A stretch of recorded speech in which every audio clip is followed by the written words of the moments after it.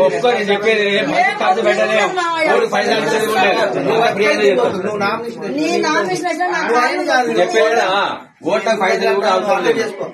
మేము ఎందుకు బదులాడతానో అర్థం చేసుకో. నీ కొడుకు కొరకే కొడుకు నెల నుంచి బదులాడతాను. నీ కొడుకు బదులాడింది వేరు.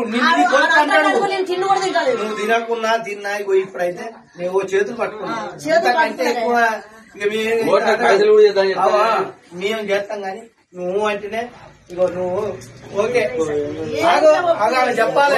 ఇంతమంది చెప్పాలి అంతే. తప్పుల విషయం మేము మనిషి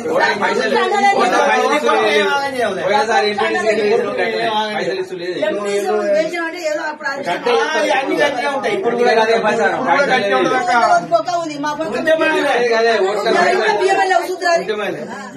ప్రచారం చేస్తాం మేము.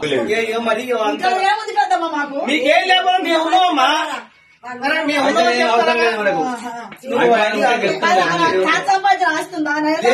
లేదు ఆయన మంచిగా ఉన్నాడు. ఆయనే ఉన్నాడు అట్లా పైసలు ఏమో గిట్టే బదిలాడుకున్నావు కాదు. అమ్మా నిన్నేం ఆగం కావాలని మేము కోరుకోవమ్మా. అర్థమైందా? మా సాధ్యమైనంత మేము కూడా పోరాడతాం. మంది నా మనం అందుకో ఇల్లు కాలు పట్టుకుని వేయించుకుంటాం. నీ కొడుకు